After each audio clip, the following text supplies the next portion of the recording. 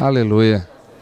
Deus continue te abençoando em nome de Jesus, amém? Obrigado. Por nada, que é isso. Ore bastante por mim depois que você aprender a orar com esse livro aí, tá bom?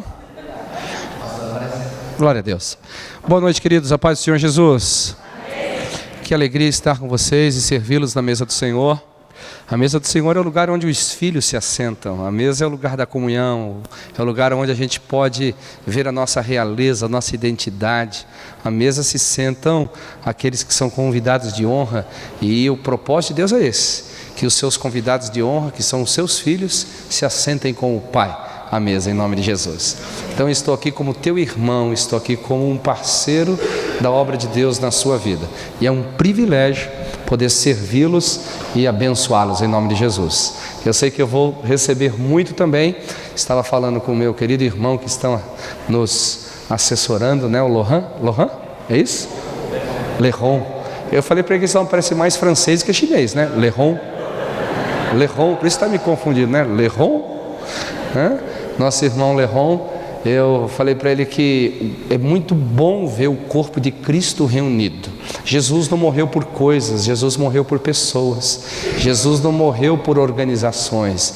Jesus, ele morreu por gente que precisava da salvação. A igreja é uma só, o corpo de Cristo é um só, o céu é um só e a casa onde vamos morar é uma só. Amém?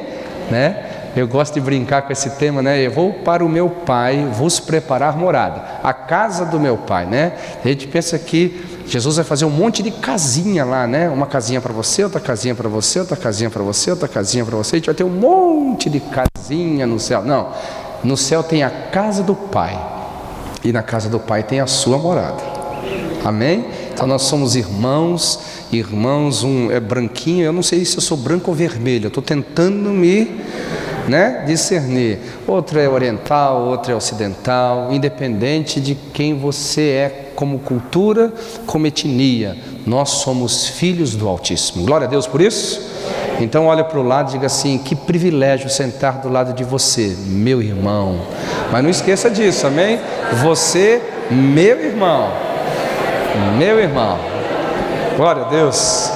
Bem, antes de começar a ministração, eu quero falar duas coisinhas aqui importantes. Eu creio que Deus, ele usa as Escrituras. Quantos concordam que Deus usa as Escrituras? Diga bem. Se você não acreditasse também, a gente já está em maus lençóis aqui, né? Então, eu estou aqui iniciando um trabalho de escritor. Eu já escrevi muitos materiais, Marcos Garcia, minha testemunha disso, mas eu nunca os publiquei. E agora eu estou numa tarefa de os publicar, de publicar esses materiais. E aqui está o meu primeiro material publicado. Eu gostaria muito que você tivesse esse livro. Esse livro vai te ajudar demais, porque ele é simples, mas profundo.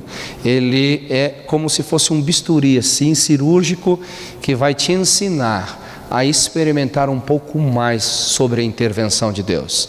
Quando eu comecei a escrever esse livro, Deus me chamou a atenção a respeito de algo muito interessante. Ele falou assim, eu estava orando, eu falei: Deus intervenha, Deus coloca as tuas mãos, Deus faz a sua obra.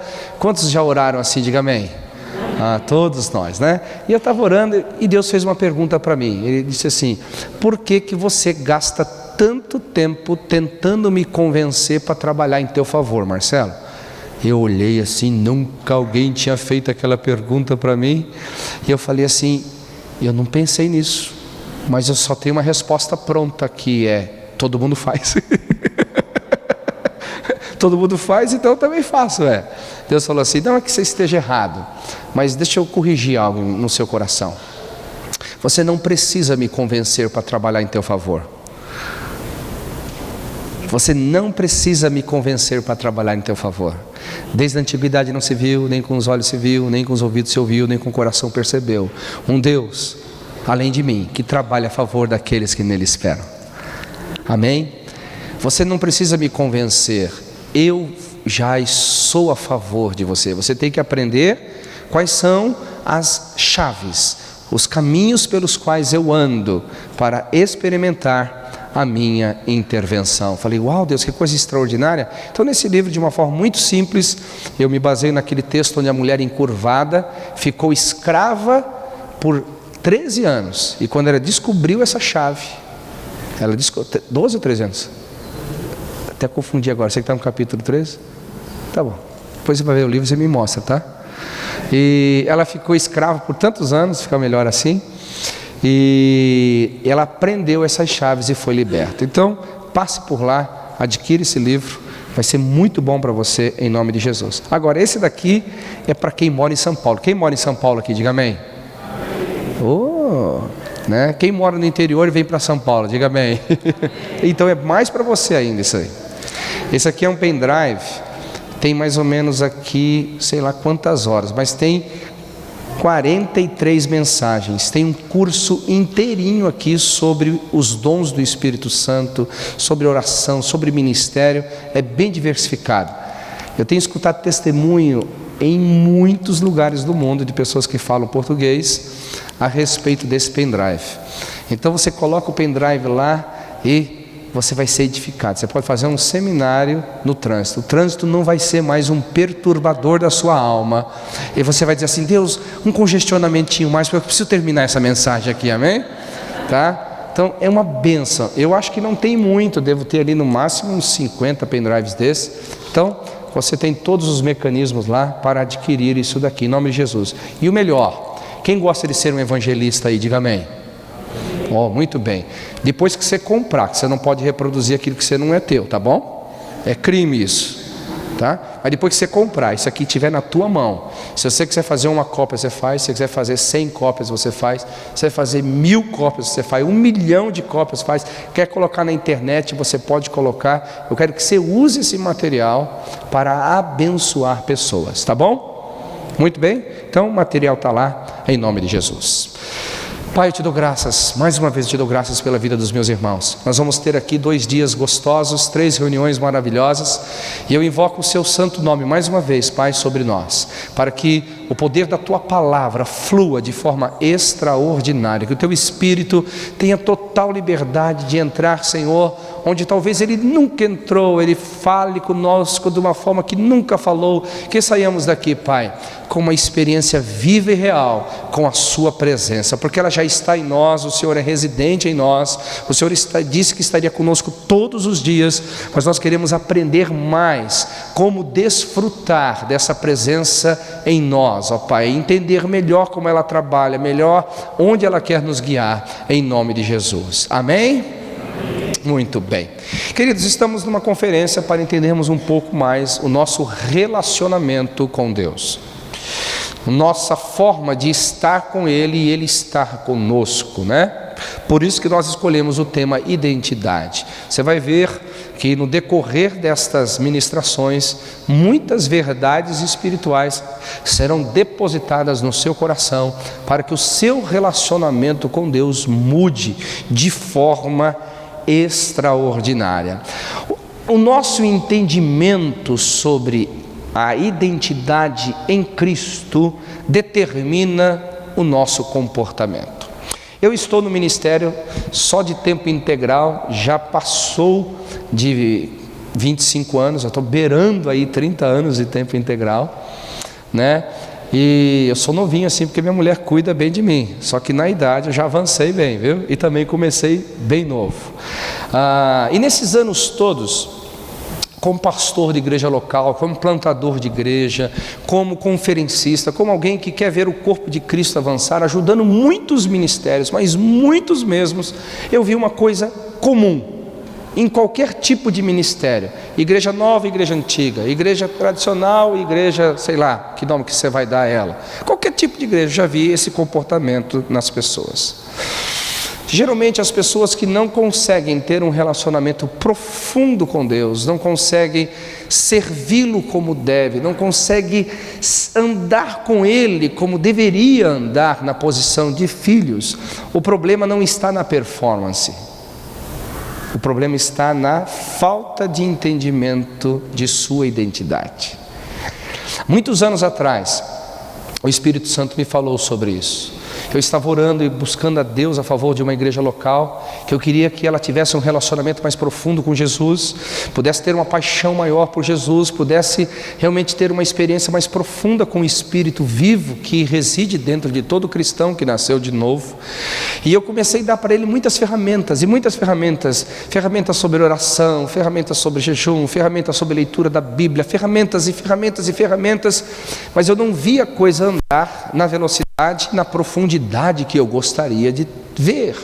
E ali, angustiado, orando diante de Deus, eu falei: Deus, o que está acontecendo? Deus disse assim: você não vai conseguir mudar o comportamento deles dando mais ferramentas, mais instrumentos, porque o problema não está na performance, o problema está na falta de revelação, na falta de entendimento do que eles são. Porque o entendimento de quem você é determina o comportamento. Não é o seu comportamento que determina a sua identidade, ao contrário. Você faz por aquilo que você acredita que você é. Você acredita que você pode, então você faz. O contrário também é verdade. Tudo aquilo que você não sabe que é, automaticamente você não vai conseguir executar e fazer. Eu tenho assim inúmeros testemunhos para contar para vocês sobre isso. Vou contar um assim de forma bem abrangente, né? Não vou contar nomes porque é um testemunho bem forte. Uma pessoa que estava assim muito comprometida com o pecado, mesmo frequentando igreja, mas muito comprometida, já havia passado por todos os tipos de ferramentas e instrumentos que você pode imaginar dentro da igreja, e ela não conseguia se ver livre disso. Eu, quando eu a encontrei também, no mesmo caminho, tentando dar a ela as ferramentas, instrumentalização para que ela pudesse avançar, não consegui ter sucesso. Aí um dia o Espírito Santo abriu os meus olhos e falou assim: o problema dela é de identidade. Ela não consegue enxergar a sua identidade. E eu falei: Deus, o que eu tenho que fazer com isso? Ministre a ela.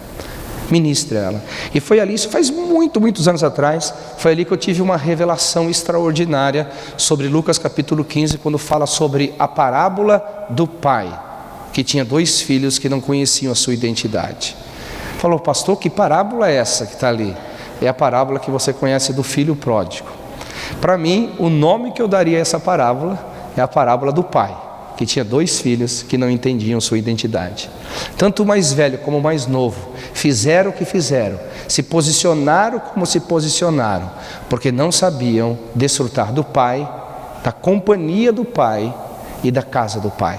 Você percebe que os 2, em opostos diferentes, não conseguiam desfrutar do pai. Ambos, um foi para o campo e o outro foi abraçar todos os corpos e beijar todas as bocas e beber todo tipo de bebida, ao ponto de tentar comer as alfarrobas dos porcos e não poder se saciar com aquilo. Mas ambos estavam longe do pai, ambos estavam longe da casa do pai, por causa da falta de identidade. De repente, quando aquele mais moço, que estava numa situação aparentemente pior, cai ao juízo, vem ao entendimento dele, você percebe o que ele fala ao seu coração? Diz assim: eu pequei contra os céus e pequei contra a terra, eu pequei contra o meu pai. Só que ele estava travado nos seus sentimentos, e ele diz assim: eu vou voltar para a casa do meu pai. Já é uma coisa muito boa, né? Voltar para casa já está muito bom, mas não é suficiente. Mas eu vou voltar na posição de servo, porque já não sou digno de ser chamado de filho. Você percebe como a identidade dele estava ferida? E aí você vai perceber a partir daí os comportamentos, tanto de um como de outro. O outro estava no campo dizendo assim: eu sou seu filho, mas você nunca me deu nada, você é mentiroso. O pai tinha dividido a herança igual para os 2. Se você olhar o texto, a mesma porção que tinha dado para o que gastou, dissolutamente ele deu para aquele que ficou em casa no campo.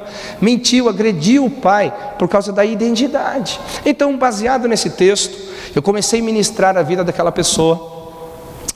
Passou algumas semanas, não passou mais do que 2 meses, essa pessoa começou a ter um comportamento totalmente diferente em relação ao pecado que ela estava. Não por proibições, não por pregações taxativas, não por questões severas, mas simplesmente por ela entender a sua identidade em Cristo Jesus. Ela começou a olhar o pecado e disse para si mesma: eu não nasci por isso. Ela começou a olhar a situação e disse assim: isso aí não é liberdade que estão me proporcionando, isso é escravidão. Eu não nasci para a escravidão. Ela começou a entender e automaticamente ela foi livre daquele sistema deturpado que alguns acreditam que pode ser até cristianismo. E hoje ela me agradece. E eu falo: não é comigo, é com o Senhor e com a sua palavra. Eu só fui um instrumento das mãos do Senhor.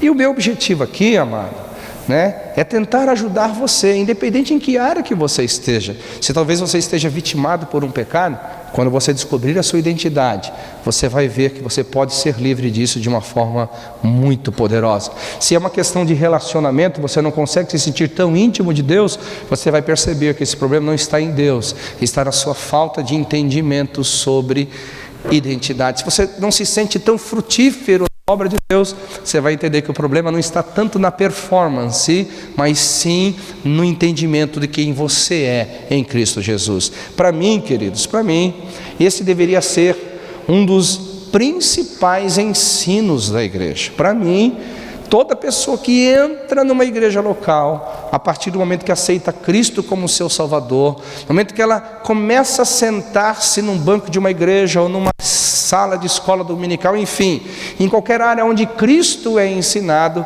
ela deveria entender a realidade da sua nova natureza. Isso significa que ela deveria entender a sua identidade em Cristo Jesus, para depois ela entrar no circuito que eu chamo das performances. Eu não estou dizendo que performance esteja errado. Existem performances na igreja que são necessárias e sem as quais você vai mostrar que não tem identidade. Por exemplo, orar. Quantos concordam comigo que orar é importante? Diga amém. Mas você não pode orar sem identidade. Você não é um escravo, você não é um servo, você é um filho. Se Deus quisesse que só pessoas orassem, Ele faria isso com qualquer um. Deus quer que filhos orem. Por isso que a oração do Pai Nosso começa assim: Pai Nosso. A primeira identificação da oração é você se ver como filho. Você não pode entrar em oração como um servo. Eu costumo dizer assim, que as pessoas gostam de dizer: eu sou intercessor. Eu também sou intercessor, mas antes de ser um intercessor, eu sou um filho. Antes de ser um pastor, eu sou um filho. Antes de ser um obreiro, eu sou um filho. Eu sou um filho que trabalha, eu sou um filho que ora, eu sou um filho que está com Deus. Eu não sou um servo em primeiro lugar, porque a Bíblia fala que o servo não sabe o que faz, Mas o filho sabe. Aleluia. Quem que é filho de Deus? Diga bem. Então nós temos que fortalecer, e eu creio, eu estou pondo assim melzinho na sua boca, a gente vai trabalhar tudo isso nessas 3 pregações. Acredite se quiser, mas a gente vai tentar, amém? E eu percebo que infelizmente a gente tem o hábito de dar ferramentas que objetivam as performances das pessoas e não a identidade delas. Por isso que nós temos uma igreja tão disfuncional, uma igreja que não sabe o que é, mas que tenta fazer, uma igreja que não sabe a razão da sua existência, mas que tenta fazer. Nunca vai dar certo isso. Nunca vai dar certo isso. Nós precisamos nos voltar para a origem, e ali a gente vai começar a crescer de uma forma extraordinária. Amém, queridos? Amém? Estou convencendo vocês de que valeu a pena vocês estarem sentados aí ou não? Só fale se for sim, tá bom? Então vamos entender um pouquinho olhando para trás. Eu sempre gosto de falar das coisas com referência ao que Deus já fez, Tudo aquilo que Deus vai fazer, Ele já fez. Sempre tem uma referência, tem sempre um ponto onde a gente pode se firmar, como que Deus está dizendo assim: aqui tem um sinal, mas a perfeição vai chegar lá. Eu quero começar com a pessoa de Adão. Quantos creem que Deus é o Criador? Diga amém. Muito bem, estamos na mesma posição. Eu também creio que Deus é o Criador. A gente percebe que Deus, Ele estava no seu mundo incriado, e a partir desse mundo incriado Ele cria todas as coisas. Dentro de todas as coisas nós temos as galáxias, ou a galáxia, conforme você queira acreditar. Dentro das galáxias você tem aí ou a galáxia tem a Via Láctea, dentro da Via Láctea você tem o sistema solar, dentro do sistema solar você tem a Terra, dentro da Terra tem você, glória a Deus. Só que você descende de alguém chamado Adão e Eva. Quando Deus colocou Adão e Eva na terra, Deus não o colocou em primeiro lugar para trabalhar. A primeira coisa que Deus deixou claro para Adão e Eva foi identidade. Adão e Eva não tinham aquela crise que todos os seres humanos e os filósofos já tentaram explicar, né? Quem eu sou e para onde eu vou, né? Quem eu sou, o que devo fazer, para onde vou. Não, Eva não, e Adão não tinham esse problema, porque eles foram criados do pó da terra, e a primeira pessoa com quem eles tiveram um relacionamento foi com Deus. E Deus deixou muito claro para eles o seguinte: olha, quando nós resolvemos criar a terra dentro do sistema solar, nós colocamos você, que é a nossa imagem e a nossa semelhança aqui, aleluia. Então a primeira coisa que Adão tinha era identidade. Ele não tinha que ficar perguntando de onde eu vim, para onde vou, ó céus, ó terra. Não, ele sabia que ele havia vindo de Deus, a sua existência vinha de Deus. Ficou muito claro no coração do primeiro homem na face da terra. Depois que essa identidade foi firmada, ele recebeu uma missão. Qual que era a missão? Ali fala sobre duas especificamente, né? Fala sobre governo e multiplicação. Ele deveria governar, e esse governo diz respeito a guardar e lavar o Éden, e a partir dali se multiplicar e encher toda a terra. Então identidade e missão, muito claro para Adão e Eva. Agora, num ambiente regado do quê? De comunhão. A Bíblia fala que Deus vinha todos os dias na viração da tarde falar com Adão e Eva. Todos os dias Deus estava ali, entendeu? Eu acredito que Adão e Eva diziam assim: está chegando aí. Eu não sei se eles chamavam Deus de Pai, ou nosso Criador, ou nosso Provedor. Eles tinham tanta revelação de Deus ali, não tinha impedimento para entender Deus. Eu acho que eles diziam assim: aí vem o nosso Pai, o nosso Criador, está vindo a viração, vamos conversar com Ele, né? E o papo ali era profundo. Como eu não vou pregar sobre Adão e Eva, só estou usando ele como uma ilustração, você percebe que Adão e Eva foram discipulados para entender cada vez mais e com maior profundidade a sua identidade, e para entender cada vez mais e com maior precisão a sua missão. E isso foi, sei lá, por dias, semanas, anos. A Bíblia não nos mostra com clareza quanto tempo isso durou, mas a realidade da existência desses fatos é inegável. Aí a gente segue adiante. Adão e Eva, criados e estabelecidos como alguém com identidade, com uma missão, eles tinham provisão extraordinária. Você percebe que eles não tinham que lutar pelas coisas, porque tudo era deles, totalmente era deles. Eles não precisavam nada senão de lavrar e guardar. Tudo já estava ao alcance deles. E Deus os abençoou. Essa palavra abençoada ali é interessante, porque muitos de nós entendemos a bênção como uma contrapartida da maldição. Eu já vi muita gente falar assim: pastor, me abençoa porque eu acho que eu sou maldito. A gente até brincou, eu e o Marcos, assim. Tem pessoa que acha maldito porque quando ele vai pegar o molho de chave, sempre é a última. Ele nunca acerta na primeira. Tem 50 chaves lá, ele vai testando, né? A 50ª chave agora acertei. Também é a última, né? Se não tiver acertado, ok? Tudo que vai fazer não dá certo. Abre uma empresa, falha. Abre um ministério, falha. Vai fazer que falha. Tudo. Oh meu Deus, sou amaldiçoado, preciso de bênção. Agora eu vou te fazer uma pergunta para você pensar. Adão tinha problema de maldição? Não. Ele foi criado sem maldição, mas com necessidade da bênção. Interessante isso, porque a bênção aqui nesse sentido que eu quero abordar para você, significa Deus dizendo assim: Adão e Eva, eu estou dando para vocês autoridade, eu estou dando para vocês governo, eu estou te dando a vocês tudo o que é necessário para que vocês cumpram o propósito da existência de vocês, sem que nada e ninguém os impeça. Aleluia. Então, para mim, a gente observa aqui que Adão e Eva tinham um ambiente perfeito para poder desenvolver a vida deles. Recapitulando rapidamente: criados e estabelecidos no Éden, identidade formada, senso de missão estabelecido, provisão e autoridade dada, comunhão íntima com Deus. É tudo que nós como cristãos queremos. Agora, o que eu observo aqui nesse exato momento da história bíblica? A vontade de Deus revelada para a humanidade. A verdadeira vontade de Deus revelada para o homem. É o que Deus queria com a sua coroa da criação, vamos dizer assim, o homem. É isso que Deus queria para cada um de vocês que estão aqui, para mim. Essa era a vontade de Deus, que o que começou no Éden pudesse transcorrer por toda a vida da humanidade. Mas infelizmente Adão perdeu tudo isso, a gente sabe que ele perdeu. E nós não herdamos o que Adão tinha, pelo contrário, nós herdamos um problemaço. Porque a primeira coisa que Adão perdeu foi a intimidade com Deus. Ele morreu estando vivo. Você sabe o que é isso? Ou seja, ele morreu espiritualmente, e ele agora passaria a morrer fisicamente também. Perdeu a comunhão, porque o salário do pecado é a morte.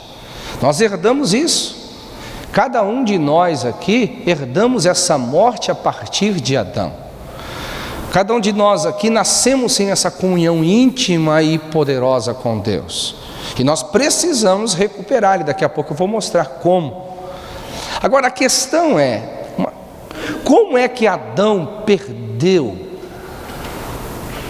tudo isso que eu falei para vocês? Identidade, intimidade, provisão, missão, autoridade, governo. Eu chamo isso de um processo. Repita comigo, por gentileza, processo.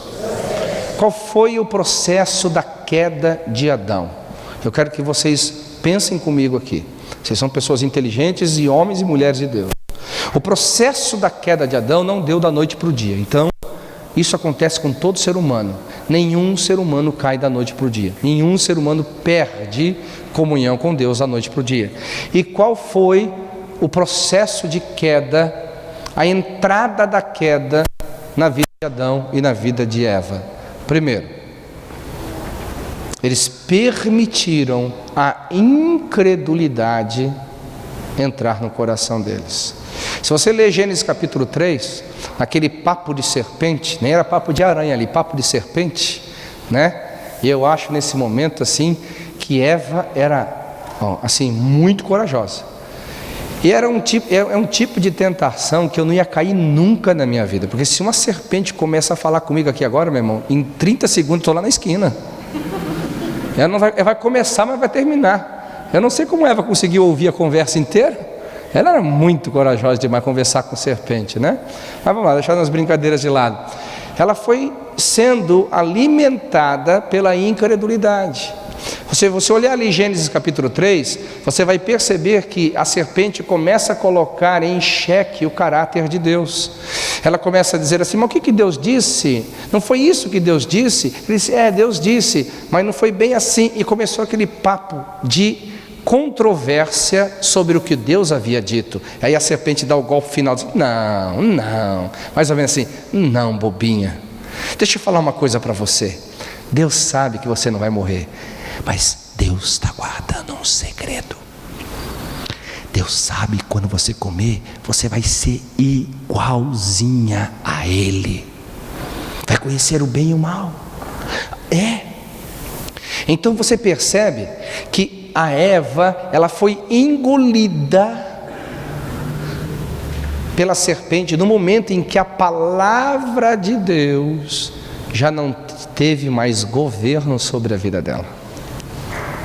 Na hora que ela duvidou de que Deus cumpriria aquilo que Ele disse que cumpriria, a porta se abriu para o processo de queda. Qual foi o próximo passo? Independência.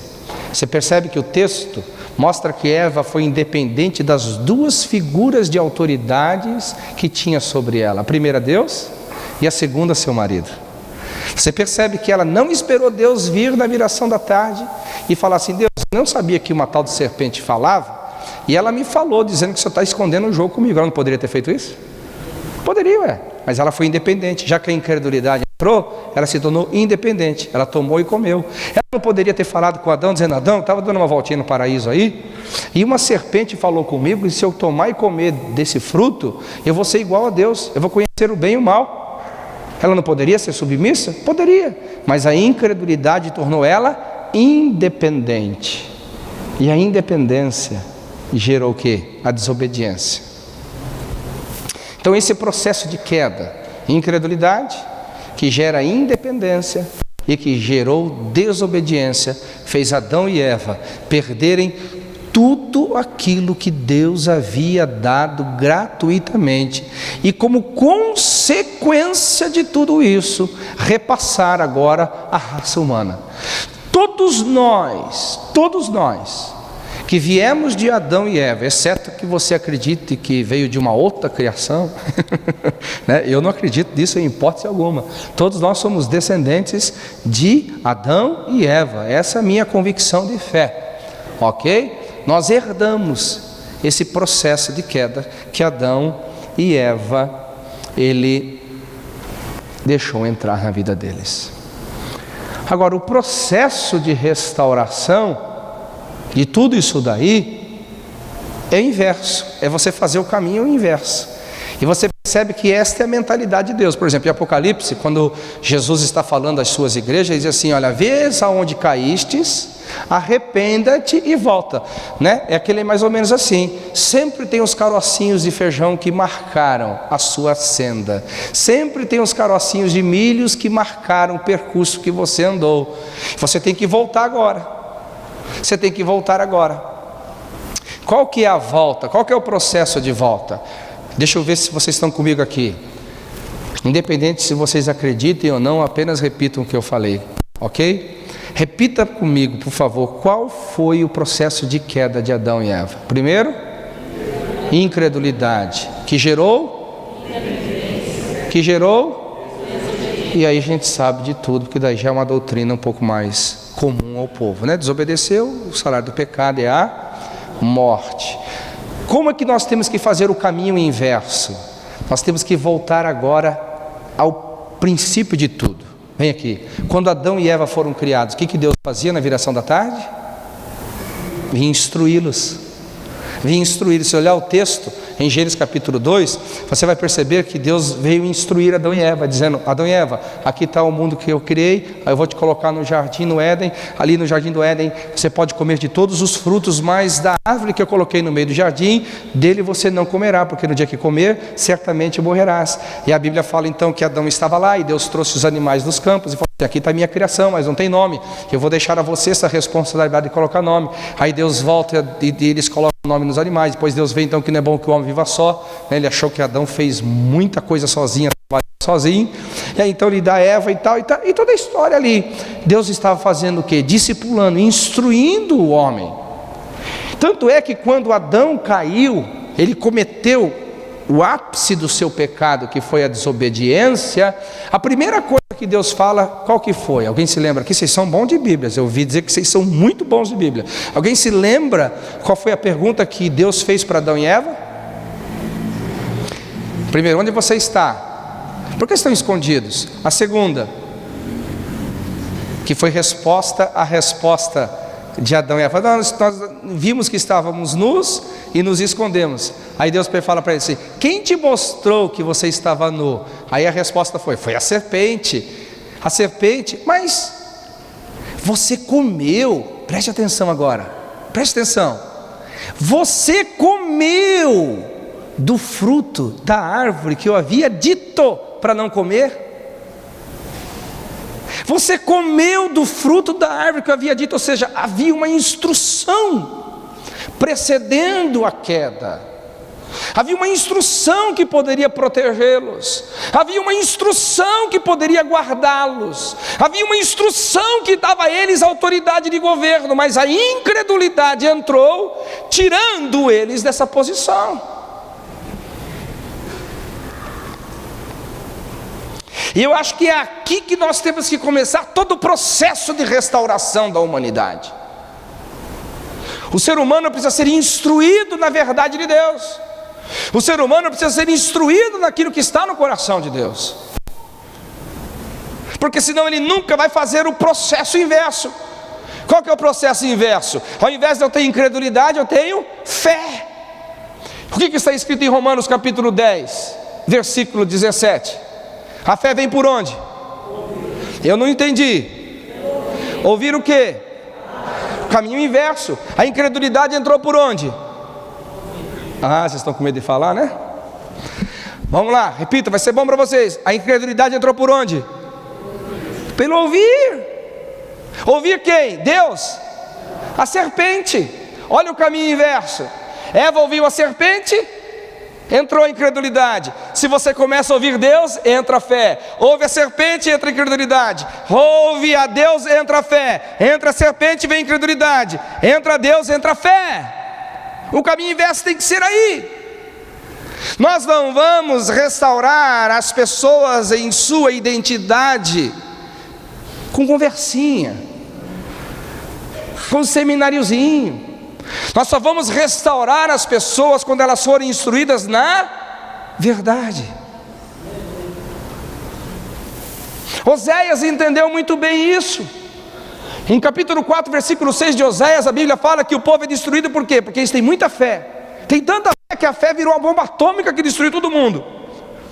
Não, o que Oséias 4, 6 diz? Isso, meu povo é destruído porque lhe falta conhecimento, falta instrução divina. Essa mesma verdade Jesus entendeu, e ele aplicou. João 8,32 diz o seguinte: e conhecereis e a verdade vos.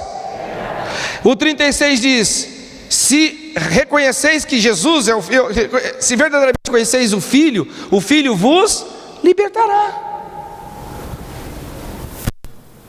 Paulo então, cheio do Espírito Santo, fala isso várias e várias vezes. Tanto é que na oração que ele faz a favor dos efesianos, a igreja de Éfeso, ele orava: Senhor, abra os olhos do entendimento deles, para que eles saibam, venha sobre eles espírito de revelação, venha sobre eles espírito de entendimento, para que eles entendam. Não foi por acaso que Paulo entendeu isso, e no livro de Romanos capítulo 12 ele fala o seguinte: você precisa compreender qual seja a boa, perfeita e agradável vontade de Deus, para que experimenteis. Agora, esse texto que está no positivo, ou seja, eu conheço a vontade e eu experimento, e o contrário não pode ser aplicado aqui também, baseado em todos os textos que eu já li? Lógico, se eu não conheço a verdade, eu não desfruto. Se eu não tenho a verdade, eu não entendo quem eu sou, eu não entendo o que posso, como que eu vou desfrutar daquilo que eu não sou e não sei que posso? O caminho inverso não começa simplesmente com questões externas, começa como Deus começou. Deus não chegou dando uma enxada para Adão e Eva. Deus não chegou dando um ministério para Adão e Eva. Em primeiro lugar, Deus começou dando a eles vida, dando a eles identidade, pela revelação, pela instrução, pela verdade do reino. E é aqui que nós temos que começar. Se nós não começarmos por aqui, a gente não chega a lugar nenhum. Para mim, por favor, por gentileza. Não vai chegar a lugar nenhum. Eu aqui, no meu encargo profético, sem ser um condenador, muito pelo contrário, o que eu percebo é que nós, como igreja e como cristãos no século 21, somos extremamente superficiais. Muito obrigado, querido.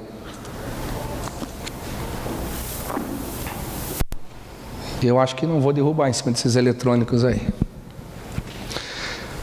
Muito superficiais no nosso entendimento a respeito de quem nós somos em Cristo Jesus, coisa que Adão não era. Mas Adão é só uma referência, ele não é o protótipo final. É só uma referência de como Deus quer trabalhar conosco. Está comigo aqui ou não? Nós precisamos parar para entender sobre isso. Por quê? Porque assim como Pedro disse que Satanás, o nosso adversário, está ao nosso derredor, procurando alguém que ele possa tragar. Agora, se você olhar no contexto do que Pedro fala sobre tragar, é a falta de revelação, é a falta de entendimento. Nós precisamos crescer cada vez mais nisso, avançar nessa realidade. Aí eu te pergunto, Como que nós vamos chegar a essa realidade? Como que nós vamos chegar a esse entendimento a respeito de quem nós somos em Cristo Jesus, né? Nós precisamos parar um pouquinho para pensar a respeito de algumas verdades espirituais. Eu quero que você abra comigo algum texto no livro de 1 Coríntios capítulo 15, versículo 45 a 49. Ainda que eu não tenha aberto a Bíblia até agora, eu já falei mais versículos da Bíblia que talvez vocês possam ter decorado, né? Quem está comigo aqui, diga amém. Diz assim: pois assim está escrito, o primeiro homem, Adão, foi feito alma vivente. O último Adão, porém, é espírito vivificante. Olha só que interessante. O primeiro Adão e o último Adão, espírito vivificante. Mas não é o primeiro espiritual, e sim o natural, depois o espiritual. O primeiro homem formado da terra é terreno, o segundo homem é do céu. Como foi o primeiro, o terreno, tais são também os demais homens terrenos. E como é o homem espiritual, tais também os celestiais. E assim como trouxemos a imagem do que é terreno, devemos também trazer a imagem do que é celestial. Agora eu vou fazer uma pergunta para você baseada nesse texto aqui. Quantos acreditam na história de Adão e Eva que eu contei aqui? Diga amém.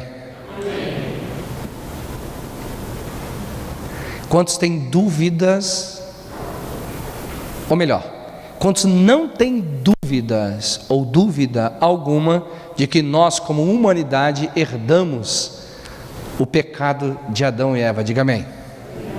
Todos, estamos unânimes na nossa fé. Agora eu te pergunto, quantos creem que Jesus foi o último Adão? Diga amém. Está aqui no texto. Agora o texto fala que nós trouxemos a imagem do primeiro, mas também devemos trazer a imagem do segundo. Eu não quero que você fale amém agora, eu só vou te fazer uma pergunta. Por que nós temos tanta facilidade de acreditar na maldição do primeiro e temos tanta dificuldade de acreditar na realidade da nova criação, baseado no último Adão? Por que temos tanta facilidade de crer na desgraça que veio do primeiro Adão, do que desfrutar intensamente, abundantemente da graça que veio do último Adão? Por que somos levados a acreditar tanto no aprisionamento da queda que Adão teve? Oh, miserável homem quem sou, quem me livrará do corpo desta carne? Quem me livrará? Do que acreditar na realidade da nova criação, ou seja, naquilo que Jesus Cristo fez por mim na cruz do Calvário. É muito mais difícil, na minha experiência de quase 30 anos, você levar as pessoas a crerem naquilo que Jesus fez, e elas podem experimentar hoje no dia atual, do que qualquer outra coisa. Porque aquilo que elas não viram Adão fazer, naquilo que elas nem sequer entendem o que Adão fez, quase todos acreditam com muita facilidade na maldição. Quase todos acreditam com muita facilidade no poder da escravatória do pecado. Quase todos acreditam com muita facilidade que são mais vitimados do que herdeiros de Deus. Por que acreditamos tanto na influência do primeiro Adão e acreditamos tão pouco na influência do último Adão? Porque acreditamos que trazemos sobre nós todos os traços pecaminosos do primeiro Adão e não conseguimos trazer os traços da santidade do último Adão?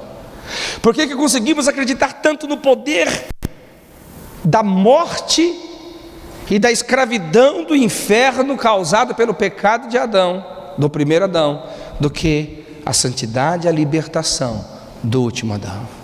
Não me responda, só pergunte a você mesmo. Eu costumo dizer que se você conseguisse aplicar o mesmo nível de fé que você tem no primeiro Adão, aplicar o mesmo nível de fé sobre o que o último Adão fez, você ia viver de uma intensidade cristã muito melhor. Você não precisa ter outra fé daquela que você já tem, só aplicá-la diferente.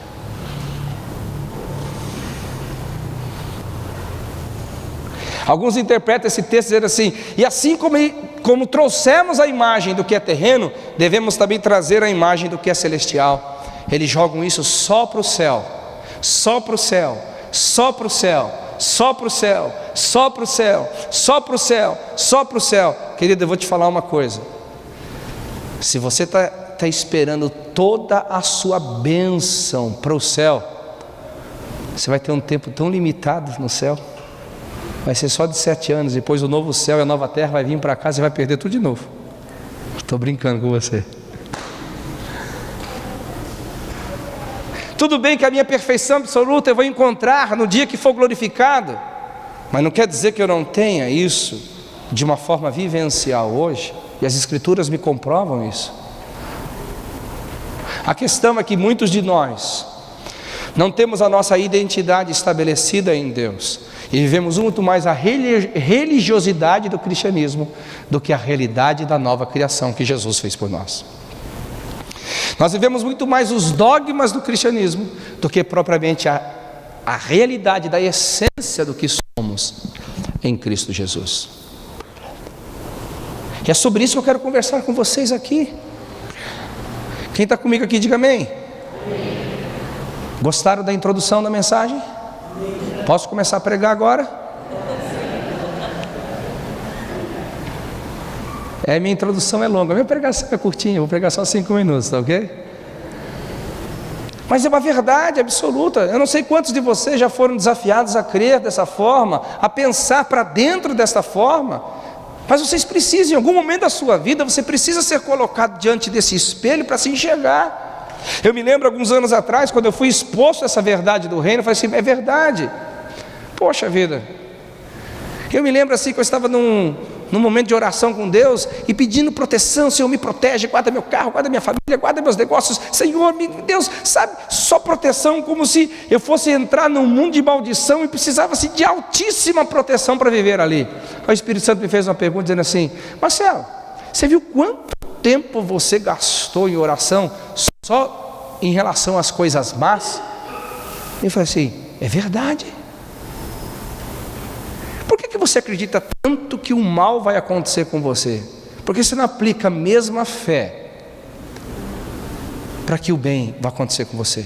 Falei: como assim, Senhor? Falei: então, por que você não pegou de manhã e falou: graças a Deus, Senhor, esse dia não existia, mas ele passou a existir hoje, aleluia, esse sol se levantou para mim, glória a Deus, e toda sorte de bênçãos esse dia vai trazer sobre mim, aleluia, glória a Deus, eu vou prosperar hoje, eu vou fazer grandes negócios hoje, eu vou ter experiências extraordinárias com o meu Deus, aleluia, glória a Deus, eu vou chegar no final da tarde feliz, alegre, porque o meu Deus estará comigo todos os dias, todas as horas, todos os momentos, todos os instantes, aleluia, glória a Deus.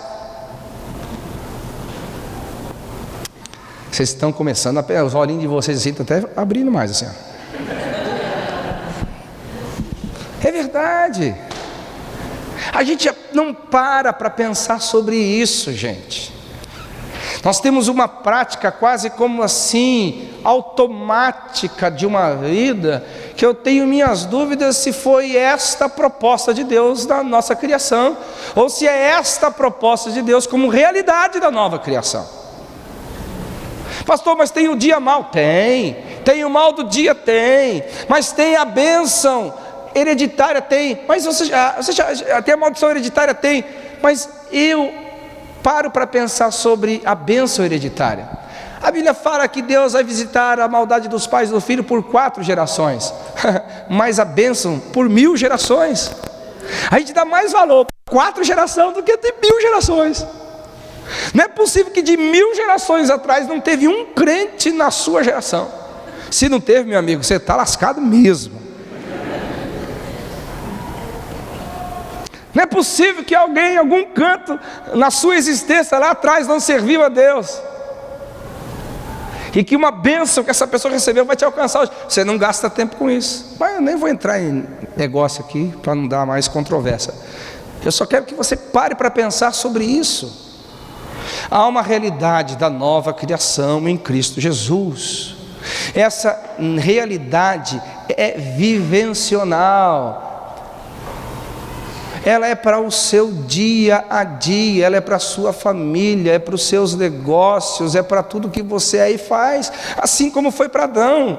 A bênção que Deus deu para Adão não era para momentos específicos, a autoridade que Deus deu para Adão não era para momentos específicos, a vida que Deus deu para Adão não era para momentos específicos, era para a vida. Adão acordava e dormia abençoado, Adão acordava e dormia na autoridade, Adão acordava e dormia com intimidade, Adão acordava e dormia no ambiente propício para ter um relacionamento perfeito com Deus. Nós que nascemos de novo, alguém que nasceu de novo aqui, diga amém. Estamos numa posição maior do que Adão. Por que maior? Porque Adão desfrutava tudo isso como criatura, ele não havia nascido de novo, ainda que tenha sido chamado de filho de Deus, mas Adão não tinha o que nós temos hoje, o Espírito residente dentro de nós. E ele já vivia assim. Você pode viver num nível maior. Só faça o caminho inverso. Primeiro, pare de ouvir serpente, comece a ouvir Deus. Pare de ouvir coisas que produzem incredulidade, comece a ouvir coisas que produzem fé. Pare de ouvir coisas que colocam o caráter de Deus em jogo, e comece a ouvir coisas que engrandece aquilo que Deus é. Deus é confiável, Deus não é homem para que minta, Deus não é filho do homem para que se arrependa. Aleluia!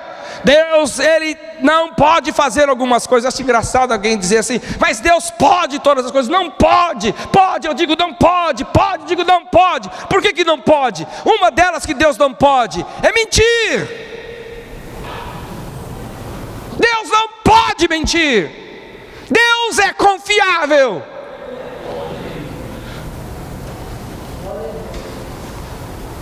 Nós temos que pegar esse caminho inverso e crer na Bíblia, e crer na palavra assim como ela é, numa ótica bíblica, numa ordem verdadeira. Agora, como que Deus coloca isso dentro de nós? Simples. A gente sabe a respeito de Jesus. Quantos aqui creem que Jesus Cristo veio em carne? Diga amém. Quantos creem que Ele viveu uma vida em carne, não carnal no sentido de pecadora? Diga amém. Quantos que creem que Ele se deu voluntariamente na cruz? Diga amém. Até aqui, meu irmão, isso é história. Por que história? Porque qualquer um pode chegar a esse nível. É história, está escrito. É histórico, isso é histórico. Agora, quando que isso deixa de ser histórico e passa a se tornar uma doutrina? Quando que isso deixa de ser histórico e passa a se tornar uma verdade no seu coração? Aqui eu vou tocar na essência do cristianismo. A Bíblia fala em João capítulo 16, versículo 8, que o Espírito Santo, ele viria para convencer o homem. Todo mundo que chegou a um nível superior, que eu vou fazer a pergunta e você pode responder publicamente. Quantos creem que Jesus, Ele não só viveu na carne, como também não pecou, e sem pecar se entregou na cruz, não para ser um revolucionário qualquer, mas se entregou na cruz para derramar o seu sangue para o Pai, para que o Pai, na posse desse sangue, pudesse nos justificar em Cristo Jesus? Diga amém. Quantos creem que isso é verdade para a sua vida hoje? Diga amém. Todo mundo que está falando isso sinceramente, em algum momento da sua vida, em algum momento da sua história, teve um relacionamento profundo com a pessoa do Espírito Santo. Não foi porque seu pai falou que você tem essa verdade no seu coração. Não foi um dogma de uma igreja que te falou que você tem essa verdade no coração. Se essa verdade, desculpa aqui a redundância, é verdadeira e ela gera vida dentro de você, é porque em algum momento da sua vida o Espírito Santo trabalhou de forma intensa. Agora o contrário também é verdade. Quando você tem que ficar lutando mentalmente com isso, é uma verdade que meus pais falaram, mas não é a verdade para mim. É uma verdade que a minha igreja ensina, mas não é uma verdade para mim. É uma verdade que todo mundo fala que é verdadeira para elas, mas eu tenho que me esforçar, eu tenho que lutar, eu tenho que ficar pegando a minha mente, a minha alma e dizer assim: eu sou salvo, mas eu não acredito que eu sou salvo. Eu sei que eu vou para o céu, mas eu tenho dúvida que eu só vou para o céu. Você chegou a um lugar em que você não teve um relacionamento profundo e verdadeiro com o Espírito Santo. Porque o homem não convence o homem. Tua mãe não pode te convencer de pecado. O seu pastor não pode te convencer de pecado. Eu não posso te convencer de pecado. Eu posso até pregar sobre pecado, mas sabe o que você vai dizer? Vai dizer assim: é o que ele pensa, não o que eu penso. É o que ele acha, não é o que eu acho. Mas quando o Espírito Santo trabalha em nossos corações, todos nós vamos nos render. Isso não é o que o pregador diz, não é o que ele pensa, é o que Deus diz, é o que Deus pensa, é o que Deus falou, e todos nós nos submetemos a Ele. E esse é um processo extraordinário, que você vai lá, lembra dos carocinhos de milho que eu falei? Você tem que fazer o caminho inverso. Deus vinha na viração da tarde para comunicar essas verdades para Adão e Eva, e hoje o Espírito Santo está conosco para tentar comunicar essas verdades dentro de nós. O Espírito Santo está conosco tentando abrir a nossa mente, abrir o nosso coração, para que essas verdades entrem em operação.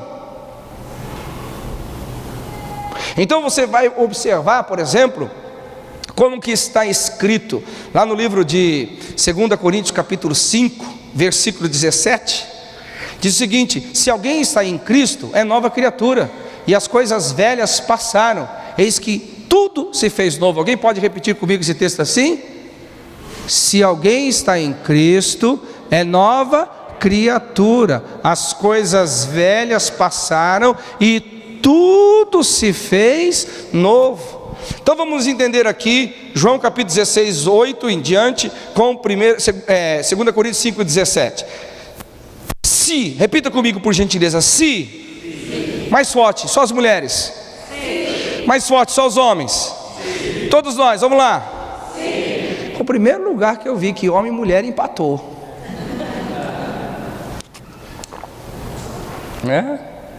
Se, por que essa condicional se? Por que esta condicional se? Porque o novo nascimento determina o nosso relacionamento com Deus. Deixa eu falar uma coisa para vocês, ainda que pareça uma piada, é uma verdade muito profunda. Deus não tem netos, Deus só tem filhos.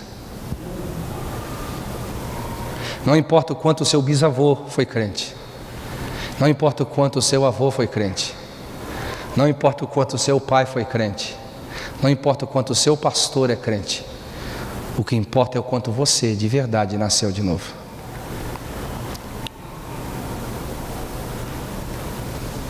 Se tem essa condicional, todo esse processo de restauração da nossa identidade tem que começar com o processo que o Espírito Santo vai fazer, ou seja, ele vai pegar o sacrifício de Cristo, ele vai pegar o que Cristo foi em carne, vai pegar o que Cristo fez por nós na cruz do Calvário, e vai pegar aquilo que o Pai faz por nós através do sangue de Cristo Jesus, e vai tornar isso verdade no seu coração. Agora, seguindo os carocinhos de milho assim, a verdade não foi verdadeira para Adão, a verdade não pôde operar no coração de Adão. Ele desprezou a verdade de Deus, ele desprezou o conhecimento de Deus, ele achou que a serpente estava com a verdade enquanto não era. Ele deu mais crédito à serpente do que à voz de Deus.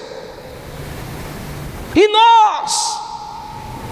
nós, a quem estamos dando crédito? E nós, a quem estamos ouvindo? O Espírito Santo está desesperadamente, se pode ser usada essa palavra a Ele está assim desejosamente, ardentemente queimando, para tentar revelar a cada um de nós o que foi feito por nós na cruz, o direito que nos assiste ali, de sermos chamados filhos de Deus. João capítulo 1, versículo 12 diz: e todos quanto deu-lhes de serem feitos ou chamados, o quê? Eu tenho um amigo que um dia foi se hospedar no hotel, e um dia perguntaram para ele: qual é o seu nome? Fulano de tal. Qual é o seu documento? Tal. E pergunta: qual a sua religião? Filho de Deus. Falou: filho de Deus? Eu não estou em religião. Você não é católico nem evangélico? Falou: não, eu sou filho de Deus. Eu não vivo nessa terra como evangélico, eu não vivo nessa terra como católico, eu não vivo nessa terra denominacionalmente, eu vivo como filho de Deus. E põe mais aí: herdeiro em Deus, co-herdeiro em Cristo Jesus. Aleluia. Tem alguém comigo aqui? Alguém pode dar uma glória a Deus por isso aqui? Nós precisamos parar para entender isso. Aí a gente vem com aqueles absurdos dizendo: todos são filhos de Deus. Mas será que a Bíblia fala sobre isso? 1 João capítulo 3, versículo 10 diz: nisto são manifestos, vamos lá, os filhos estão com medo. Vamos lá, nisto são manifestos os filhos de Deus e os filhos do diabo. Você não sabia que estava na Bíblia isso?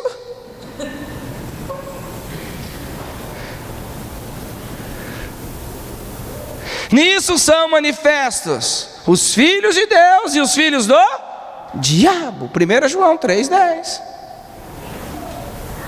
Você só vive nesse mundo com filiação. Você não é autocriado.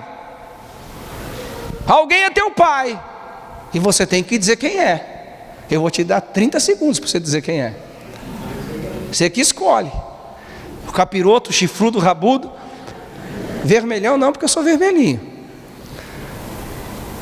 Quem é o teu pai? Quem é o teu pai? Se você tem um pai, você é filho. Se você é filho, você tem que começar a viver à altura. Você não gosta de honrar o teu pai? Sim ou não? Não gosta de honrar as tradições da sua família? Não senti muita firmeza, não. Sim, quem mais aqui gosta de honrar o seu pai e sua mãe? Diga amém. Quem gosta de honrar as tradições da sua família aqui? Diga amém. Nós temos um pai. Nós temos uma família. Existem valores deste pai. E existem valores nessa família que precisam ser descobertos. Isso eu chamo entendendo a realidade da nova criação.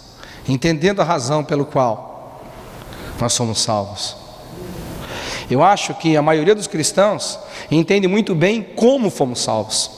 Ou seja, entendemos bem que em Adão nós pecamos, entendemos muito bem que pela encarnação, vida e sacrifício e ressurreição de Jesus, nós podemos ser aceitos, até aí a gente vai bem.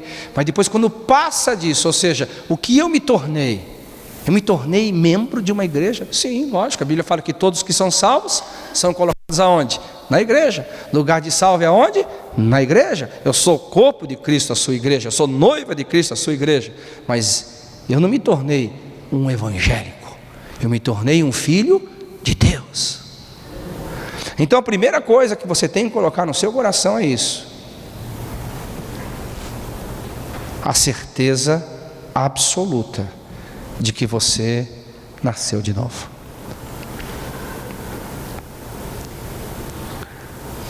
Que você não está aqui se esforçando para ser salvo. Que você não está aqui tentando de alguma forma, quando a porta for fechar assim, você, passei. Não existe essa realidade bíblica para nós. A realidade é que nós somos salvos. E isso deu a nós uma herança, de enquanto o Senhor Jesus não voltar, de vivermos nessa terra como filhos. Agora você vai escolher como que você vai andar. Qual que é o modelo que você vai escolher?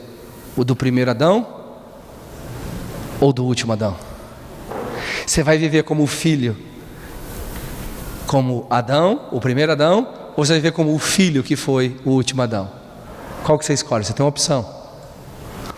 O primeiro ou o último? De quem que você carrega a natureza no momento que você nasceu de novo? Do último. A vida dele está em você. Não é por acaso, se a Bíblia fala, se o Espírito de Cristo está em vós, você tem que ter essa consciência. Qual que é a primeira coisa que acontece? Eu nem sei até que horário que eu tenho hoje aqui. Até que hora vocês aguentam aqui? Quem me dá mais aí uns 10 minutinhos? Levante as mãos, deixa eu ver aqui. 10 minutinhos, levanta a mão aí, vai. 10, 20, 30, 40, 50, 60, 70, 80. 80 dá 90, aleluia. 100, 110, 120, aleluia. Tá bom, 120 tá bom. Não vou demorar tudo isso, não. Bem, eu estou aqui falando para a maioria cristã. Eu acho que ninguém aqui caiu de paraquedas numa reunião de crentes. Acho que a maioria de vocês aqui já são frequentadores de igreja há muito tempo. Vocês estão quase virando anjo, tanto tempo de igreja que vocês já têm. Então, eu suponho que não precisaria bater tanto essa tecla sobre novo nascimento. Mas por incrível que pareça, vocês não vão acreditar. Eu já peguei tanto crente, de tantas horas de culto, e de tanto tempo em igreja, que não nasceu de novo, que vocês ficariam assustados como eu fiquei. Eu vou só te dar um testemunho bíblico para você entender melhor. Você acha que Jesus era um bom pastor? Ou tem certeza? Certeza. Você acha que Jesus era um bom discipulador, pastor Marcos? Ok. E você também concorda? Jesus era um bom discipulador, um bom mestre? Quantos concordam? Diga amém. E depois de 3 anos e meio, alguém me sabe me responder o que Pedro está fazendo com uma espada ainda? Não, estou brincando. Mas depois de 3 anos e meio, Jesus pega para Pedro e fala assim: Pedro, quando você se converter, aí você cuida das minhas ovelhas, tá bom? 3 anos e meio, com o mestre dos mestres, o pregador dos pregadores. Depois de 3 anos e meio, infelizmente, isso acontece, não deveria acontecer.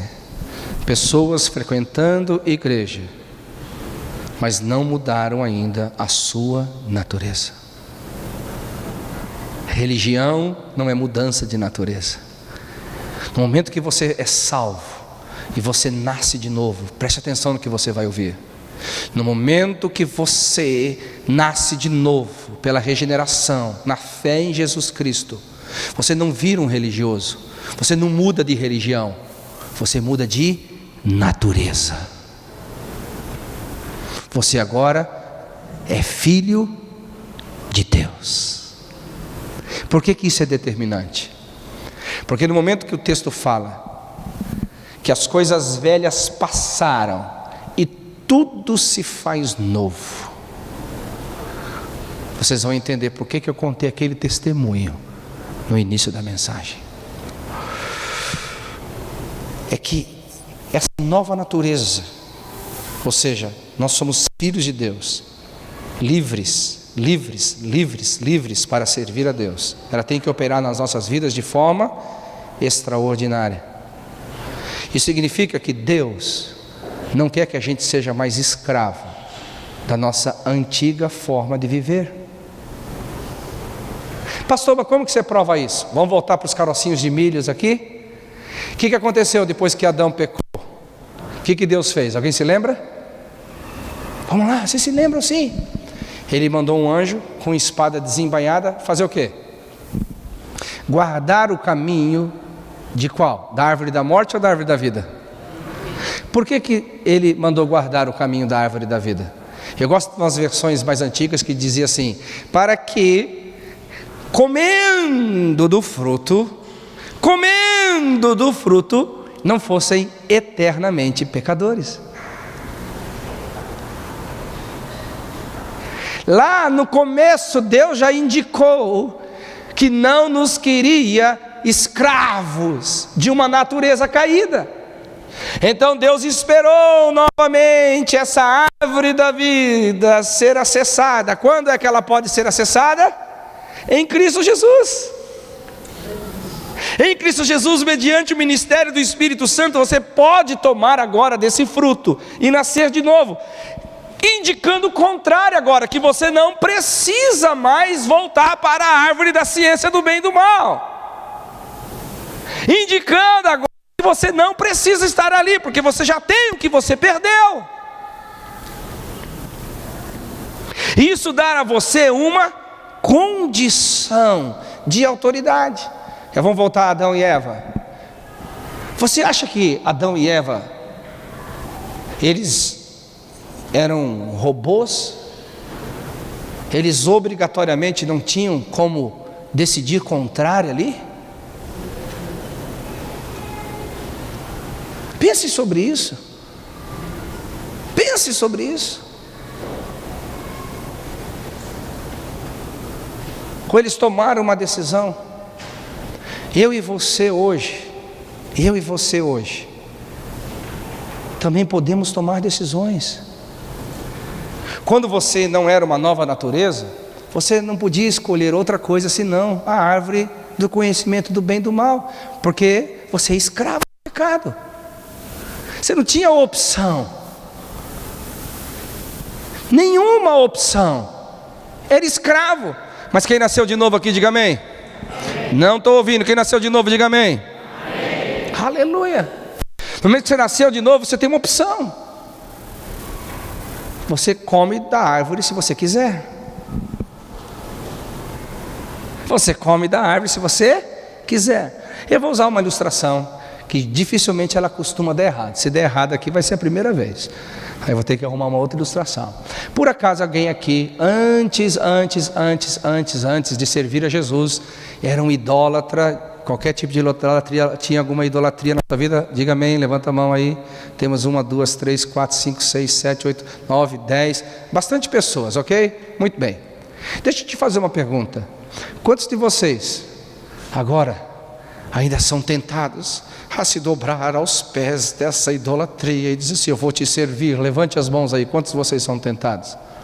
Nenhuma? Só você ainda é tentado a voltar à idolatria? Então segura aí. Você também? Então segura aí. Vai ser muito importante o que eu falar para vocês. A grande e outra maioria, de 10 que eu vi levantar as mãos, 8 caminham em vitória plenamente sobre isso. Não tem mais vontade nenhuma. Então escute bem o que eu vou te falar. A Bíblia, quando fala sobre algumas verdades espirituais, ela tem que ser clara. Escute bem. A Bíblia fala que algumas pessoas, por exemplo, vamos lá, que não vão herdar o reino dos céus. Não vão herdar. Me dá uma delas aí que não vão herdar o reino dos céus. Por que todo mundo usa isso aí? Há uns 20 anos que eu peço para falar. Os mentirosos. Os adúlteros. Essa é a segunda que eles mais falam. Mentiroso e adultério. Quantos concordam com a Bíblia aqui? Diga amém. Não, eu quero saber se você concorda mesmo. É você que está falando. Não estou induzindo vocês a nada. Você, quantos concordam que os mentirosos não vão entrar no reino dos céus? Diga amém. Muito bem. E aqui quem crê, você, na sua percepção bíblica, quantos creem que adúltero não vai entrar no reino dos céus? Diga amém.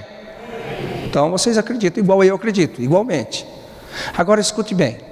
Uma pessoa que está dentro da igreja, 10 anos dentro da igreja, 20 anos dentro de uma igreja, 30 anos dentro de uma igreja, que mente e que adultera, e ela chama isso de fraqueza, como quem está justificando o seu pecado. É justo? Não. Vou te explicar por que isso não é fraqueza. Fraqueza é isso aqui. Pastor, levanta esse negócio aqui. Quanto pesa, meu irmão? 500 quilos. Eu não aguento. Então eu vou te jogar no inferno porque você não aguenta levantar 500 quilos. Você é injusto. Você está cometendo uma injustiça. Eu não tenho capacidade de aguentar 500 quilos. Você está me pedindo algo que eu não posso. Vocês concordariam que eu posso advogar minha causa dizendo que essa pessoa é injusta? Diga amém. Agora vamos usar o pecado aqui, a mentira e o adultério. Como que Deus pode te condenar a você não ir para o céu, para uma coisa que você chama de fraqueza, e diz que você não pode ser livre dela? Deus é injusto? Deus não é injusto. Deus não poderia te condenar por algo que você não é capaz de dizer não. Quando Adão foi pego na sua falha, Deus disse: você comeu da árvore que eu havia dito não comerás. Deus não pôs o encargo sobre Adão que ele não poderia carregar sobre si. Deus não deu a ele uma carga que ele não poderia carregar. O meu fardo é leve, meu jugo é suave, disse Jesus. Ninguém é tentado além daquilo que ele pode suportar. A Bíblia é a verdade. Qualquer outra coisa é outra coisa. A verdade é a palavra. Então o problema de uma pessoa que está 10 anos, 20 anos, 30 anos dentro da igreja, só pode ser dois. Primeiro, se ele está esses anos todos e ainda está na mentira e no adultério, ele não nasceu de novo. O problema dele não é de fraqueza, é de natureza. Se você não nasceu de novo, eu retiro meu discurso. É impossível viver o cristianismo sem nascer de novo. Não dá para viver o cristianismo pela religião. É muito pesado. É demais. Se você for servir Jesus sem uma nova natureza, é impossível. As exigências do reino não é para o homem natural.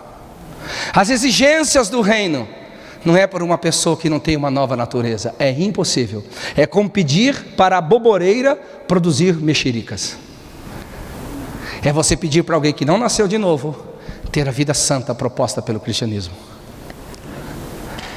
Agora o contrário, alguém que diz que nasceu de novo e não anda nesse nível de santidade, é a segunda coisa que eu vou te dizer: ele não entende a sua identidade.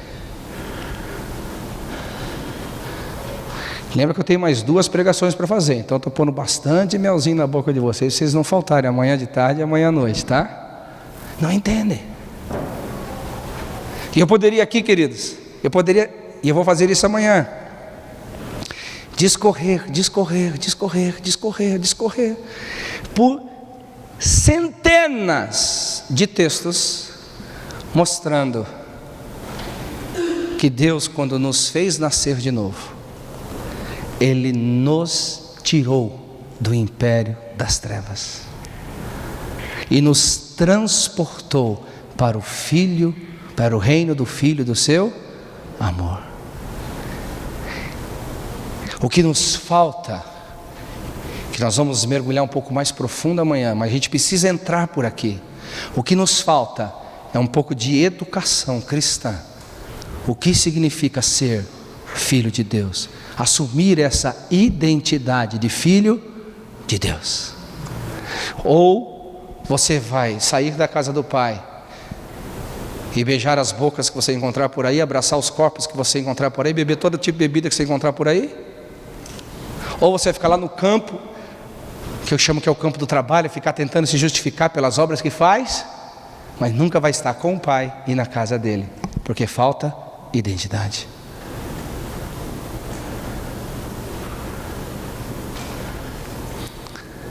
Agora, por que eu toquei nesse assunto? Escute aqui. O que está escrito em Hebreus capítulo 12, a partir do versículo 5 em diante? Repita comigo, por gentileza. Todos, vamos lá. Eu sei que vocês são mais calminhos, mas pelo menos um pouquinho. Vamos lá, diga: todos que são recebidos como filhos são disciplinados. Está na sua Bíblia. Todos. Não está aí na sua Bíblia? Hebreus 12, 5 em diante. Todos. Aí o texto fala assim: os nossos pais nos disciplinavam por aquilo que lhes parecia melhor. Quanto mais o nosso Pai celestial nos disciplinará para coisas mais excelentes. Olha para os meus olhos aqui, por gentileza. Olha aqui. Eu vou te fazer uma pergunta e vou te dar uma resposta. Quem tem pelo menos uns 2, 3 vizinhos de rua, diga amém. Muito bem. Você já viu os seus vizinhos de rua, de prédio ali, de condomínio, fazer coisa errada? Não precisa dizer publicamente, com certeza você já viu. E às vezes até seu filho estava no meio lá, mas tudo bem, estou brincando. Tá? Mas você viu seu filho, ou melhor, os amigos, os filhos dos seus filhos, ou os amigos dos seus filhos, amigos dos seus amigos, né? Fazendo coisa errada, você foi lá, pegou a cinta e disciplinou o filho do vizinho? Quem disciplinou o filho do vizinho? Levanta a mão aí. Ninguém? Ninguém disciplinou o filho do vizinho? Sabe por quê? Você não disciplina filho dos outros. Deus também não.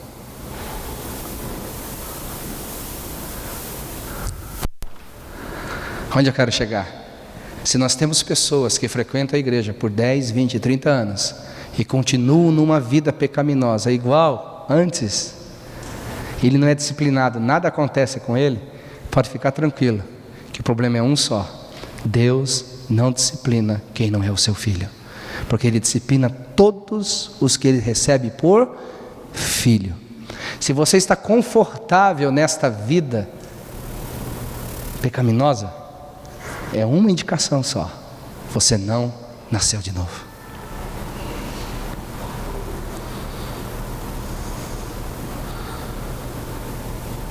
Mas pastor, o que isso tem a ver com identidade? Eu preciso começar por aqui, porque como que eu vou ensinar identidade de filho de Deus para filho do diabo?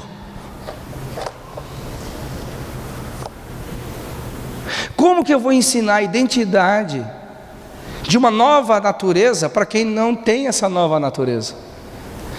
Pastor, mas você está falando para crente. Mas eu preciso me certificar se você está certo de que nasceu de novo, antes da gente seguir adiante aqui. Eu preciso me certificar o quanto de verdade você tem essa convicção. Aí eu falei quanto que ia ser importante para vocês duas.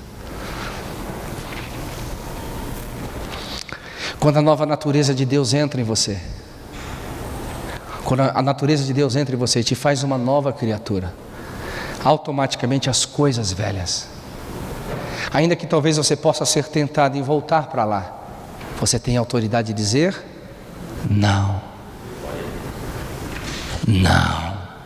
Agora, por que não? Olha só, não é só o não pelo não, é o não porque eu tenho algo melhor. A proposta que Jesus tem para mim é melhor do que essa aqui. O mundo, ele tem muitas atrações, mas não se equipara ao que Jesus tem para mim. O mundo tem muitas diversões, mas não se equipara à proposta de Deus para a minha vida. Amém? Então você tem que vir agora aqui para comigo. Você tem que vir aqui, olha, o que Jesus providenciou para mim, o que é essa realidade da nova criação, o que significa ser filho de Deus, o que significa andar nesse nível de autoridade. Cenas do próximo capítulo.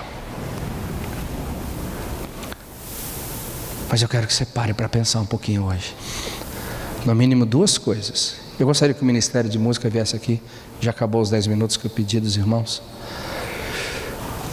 Pode ser só o teclado, pode ser, né? Ou pode ser a banda inteira, não tem problema, como vocês acharem melhor. Eu quero que você pense 2 coisas aqui hoje, nesse início da nossa conferência. O quanto você tem certeza, de verdade, de que nasceu de novo, de que a sua velha natureza está crucificada. Oh, pastor, miserável homem quem sou, quem me livrará do corpo desta morte? Paulo não estava escravo deste versículo. Ele mesmo dá a resposta depois. No capítulo 8 ele dá a resposta. Portanto, nenhuma condenação há para aqueles que estão em Cristo Jesus, que não andam segundo a carne, mas andam segundo o Espírito. Há uma vida nova proposta para você, uma vida de vitória, uma vida de filho, uma vida de intimidade com Jesus, uma vida de intimidade com o seu Espírito, uma vida de intimidade com a realidade dos céus. Isso não é um privilégio de quem ora muito, de quem jejua muito, de quem é muito santificado, quem nasceu assim, com uma áurea mais brilhosa. Não, isso é um direito dos filhos, dos filhos, dos filhos, dos filhos. No momento que você entende isso, e aí eu te faço a segunda pergunta: quanto tempo você investe da sua vida? Quanto tempo você investe do seu cristianismo? Não para ficar aprendendo coisas e coisas e coisas que não vão te levar a nada, mas coisas que de verdade alimentam essa nova natureza, que alimentam essa nova identidade, que alimenta tudo que Jesus conquistou para você na cruz do Calvário. Cristianismo não é uma religião. Cristianismo é um estilo de vida vitorioso. Eu costumo dizer que é muito mais até do que um estilo de vida. Cristianismo é uma realidade diferente de se viver a vida. É uma nova realidade de vida que está proposta a você. É sua, é sua, é sua. Então nós precisamos nos arrepender, no mínimo nessas duas áreas hoje. A primeira é que se você foi só um frequentador de igreja até hoje, feche os seus olhos e vá profundo em Deus e diga: Senhor, Senhor, o que eu tenho feito com a minha vida, o que eu tenho feito com a minha existência? O Senhor não morreu para eu ser religioso. O Senhor morreu e ressuscitou, está sentado acima de principados e potestades, para que eu seja filho, herdeiro em Deus, co-herdeiro em Cristo Jesus, para que eu ande em vitória. Vitória não em questão financeira, de ser rico ou pobre, não, em vitória contra o pecado, contra aquilo que me tirou de você, Deus, contra aquilo que me roubou o que eu tinha, intimidade, contra aquilo que me roubou a autoridade, contra aquilo que me roubou a abundância da graça. Eu tenho poder em Jesus Cristo para dizer não. Eu tenho poder em Jesus Cristo para dizer não, e eu quero viver isso. Jesus, me ajuda a eu crescer nessa identidade, a eu entender melhor o que é ser filho de Deus, o que é ser nascido de novo, o que é ser nascido de novo, o que é crescer em Jesus Cristo. Comece a orar, vamos. Se você quer orar em silêncio, ore em silêncio, não tenha problema. Não tenha problema por isso, mas ore no seu coração profundamente, dizendo: Espírito Santo, o dia que eu entendi isso, eu falei: ó Deus, eu não quero viver como religioso. Deus, eu não quero viver nada menos de tudo que você conquistou para mim na cruz do Calvário.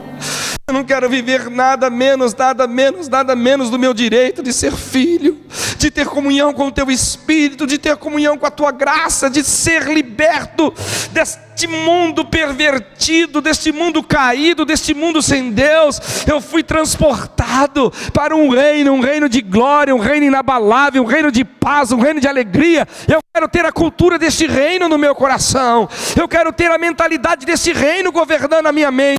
Eu quero ter a vida de Deus operando em mim. Espírito Santo, a você que foi conferido um ministério de convencer o homem do pecado, vem Espírito Santo. Vem Espírito Santo com força, vem Espírito Santo com poder. Espírito Santo, cumpra o teu ministério esta noite. Abra os nossos olhos, abra o nosso entendimento, tira de nós do engano que nós mesmos impetramos em nossas mentes. Tira de nós o engano, o véu, e mostra a nossa condição esta noite. Liberta-nos, ó Deus, de uma escravidão que o Senhor já pagou o preço por nós, derramando o sangue no Calvário. Liberta-nos, Deus, de um mundo perdido que não vai permanecer. Dá-nos a vida abundante que está em Cristo Jesus. Espírito Santo, eu oro para que a mente dos meus irmãos, para que as nossas mentes que estão aqui, como o apóstolo Paulo falou, eles se pedem porque o Deus desse século cegou o entendimento deles. Se há alguém em nosso meio ainda, debaixo da operação do Deus desse século, eu oro, Espírito Santo, eu oro, Espírito Santo, eu oro, Espírito Santo, para que ele seja liberto, para que ande numa vida plena, de abundância, de graça, de favor do Senhor, intimidade profunda com Jesus, intimidade profunda com a palavra de Jesus, intimidade profunda com o Espírito de Jesus Cristo.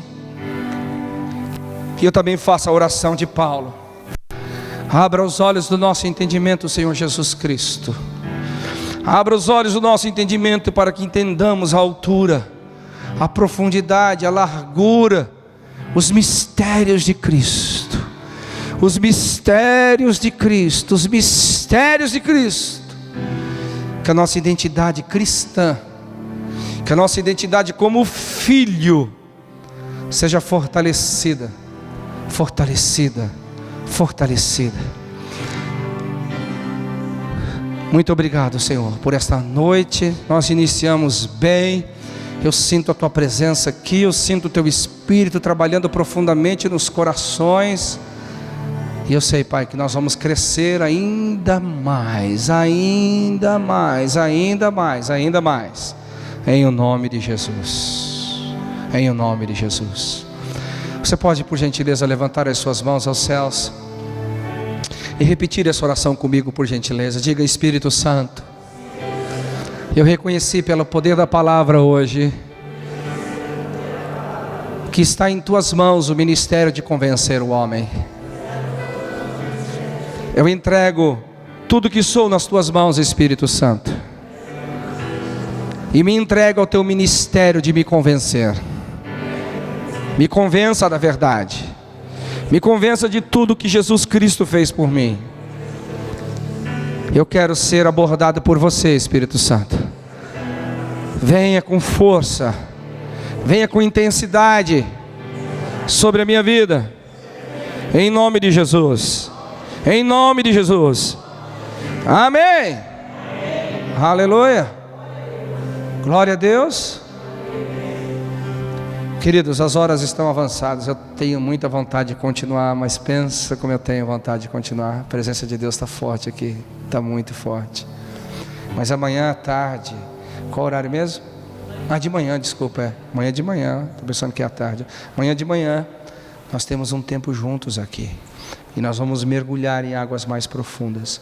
Você só vai me prometer uma coisa: que você vai para casa hoje, e você vai gastar pelo menos uns 10 minutinhos, você e o Espírito Santo, e você vai perguntar para Ele em qual condição você está aqui essa noite. Na condição de quem ainda não nasceu de novo, ou na condição de quem ainda não entendeu a realidade da nova natureza, a realidade da nova criação em Cristo Jesus. E deixa o Espírito Santo trabalhar, e Ele vai te dar muitas respostas amanhã. Muitas respostas amanhã. Muitas respostas amanhã. Amém? Não saia daqui sem pelo menos dar um abraço em umas 3, 4 pessoas, e vai dizer para ela assim: eu te amo.